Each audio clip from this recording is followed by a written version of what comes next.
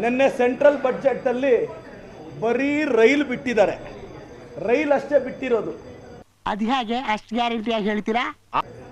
ರೈತರ ಪರವಾಗಿ ಬಡ್ಜೆಟ್ ಇಲ್ಲ, ಶಿಕ್ಷಣದ ಪರವಾಗಿ ಬಡ್ಜೆಟ್ ಇಲ್ಲ, ಜಾಸ್ತಿ ಟ್ಯಾಕ್ಸ್ ಕಟ್ಟೋ ಕರ್ನಾಟಕಕ್ಕೆ ಮೋಸ, ಕರ್ನಾಟಕಕ್ಕೆ ಚೊಂಬು ಕೊಟ್ಟಿದ್ದಾರೆ ಬಿಜೆಪಿಯವರು.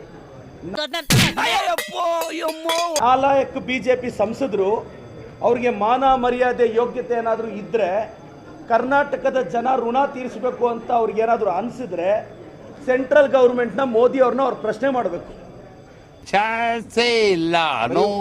ಇವತ್ತು ಕೇಂದ್ರದ ಬಡ್ಜೆಟ್ ಇಂದ ಕರ್ನಾಟಕಕ್ಕೆ ದೊಡ್ಡ ಮಟ್ಟದ ಅನ್ಯಾಯ ಆಗಿದೆ. ಮಾತಾಡಕ್ಕೆ ಯಾವ ನಾಲಾಯಕ ಎಂಪಿಗೂ ಯೋಗ್ಯತೆ ಇಲ್ಲ. ಬಿಜೆಪಿಯಿಂದ ಆಯ್ಕೆಯಾಗಿರೋ ಎಲ್ಲ ನಾಲಾಯಕ ಎಂಪಿಗಳು ಇದ್ರ ಬಗ್ಗೆ ಉತ್ತರಿಸಬೇಕು ಅನ್ನೋದು ನನ್ನ ವಾದ. ಇವತ್ತು ₹1 ಸೆಂಟ್ರಲ್ ಗೌರ್ಮೆಂಟ್ ಪ್ರಾಫಿಟ್ ಅಲ್ಲಿ 60 ಪೈಸಾ ಬರೀ ಟ್ಯಾಕ್ಸ್ ಇಂದ ಬರುತ್ತೆ. ಅದರಲ್ಲಿ ಇಂಡಿಯಾದಲ್ಲಿ ಸೆಕೆಂಡ್ ಹೈಯೆಸ್ಟ್ ಕಟ್ಟೋದು ನಾವು. ನಮ್ಮ ಸ್ಟೇಟ್ಗೆ ಎಲೆಕ್ಷನ್ ಇದ್ದಿದ್ರೆ ಎರ್ರಾಬಿರಿ ಕೊಡೋರೇನೋ ತಮಿಳುನಾಡು ಕೊಟ್ಟಿದ್ದಾರೆ. ಆಂಧ್ರದವರು ಚಂದ್ರಬಾಬು ನಾಯ್ಡು ಎಲ್ಲಿ ಸರ್ಕಾರ ಬೀಳಿಸ್ತಾರೋ ಅನ್ನೋ ಬಯಕೆ ಅವರು ಕೊಟ್ಟಿದ್ದಾರೆ. ಎಲೆಕ್ಷನ್ ಇರೋ ಸ್ಟೇಟ್ಗೆ ಬಡ್ಜೆಟ್. ಇದು ಯಾವ ವಿಕಸಿತ ಭಾರತನೋ ನನಗಂತೂ ಅರ್ಥ ಆಗ್ತಿಲ್ಲ. ಏನು ಅರ್ಥವೇ ಆಗ್ತಿಲ್ವೇ ಈ ಕೇಸು? ನರೇಗಾ ವಿಚಾರದಲ್ಲೂ ಮೋಸ ಮಾಡ್ತಿದ್ದಾರೆ, ರಾಜ್ಯಕ್ಕೆ ಅವಮಾನ ಮಾಡ್ತಿದ್ದಾರೆ.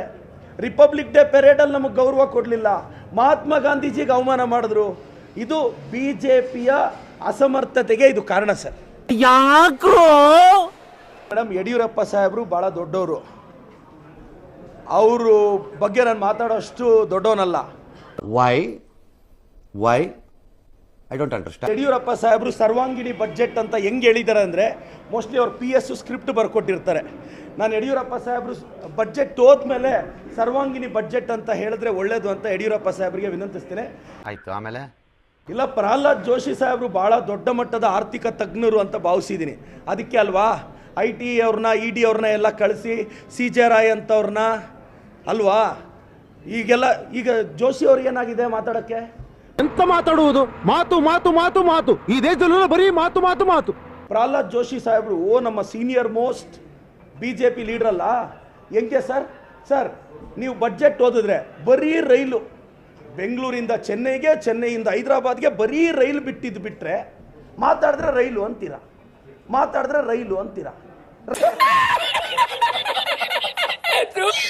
ರೈಲು ಬಿಡೋದು ಬಿಟ್ಟು ಏನು ಸರ್ ಇದೆ ಬಡ್ಜೆಟಲ್ಲಿ ಹೇಳಿ ಸರ್? ಕರ್ನಾಟಕಕ್ಕೆ ಏನು ಕೊಟ್ಟಿದ್ದೀರಾ? Madam, very simple.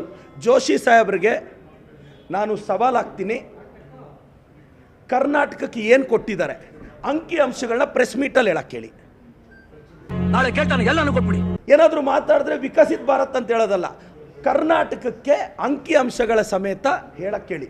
Pralhad Joshi ಸಾಹೇಬರು ಸುಮ್ಮನೆ ಸರ್ಕಾರನ ಡಿಫೆಂಡ್ ಮಾಡ್ಕೊತಾ ಇದ್ದಾರೆ ಸರ್.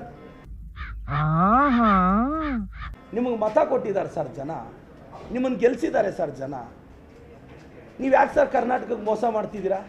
ಜೋಶಿ ಸಾಹೇಬ್ರೆ, ಇಷ್ಟು ಅಂಧ ಭಕ್ತಿ ಇರಬಾರ್ದು ಜೋಶಿ ಸರ್. ಅಣ್ಣ ಸಖತ್ ಆಕ್ಟಿಂಗ್ ಮಾಡ್ತಿದ್ದೀವಿ ಕಣ, ಕಲಾವಿದ ಕಣ, ನಮಸ್ಕಾರ ಕಣ. ನೀನು ಓದ್ಕೊಂಡಿದ್ದೀರಾ, ನಿಮ್ಮ ಬಗ್ಗೆ ನನಗೆ ಗೌರವ ಇದೆ. ಅಂದರೆ ಗೌರವ ಇರಬೇಕು. ಇದೇನು ಸರ್ ನಿಮ್ಮ ನಾಯಕರ ಬಗ್ಗೆ ಅಂಧ ಭಕ್ತಿ ಕ್ರಿಯೇಟ್ ಆಗ್ತಿದೆ ಅನ್ನೋದು ನನ್ನ ವಾದ ಮೇಡಮ್.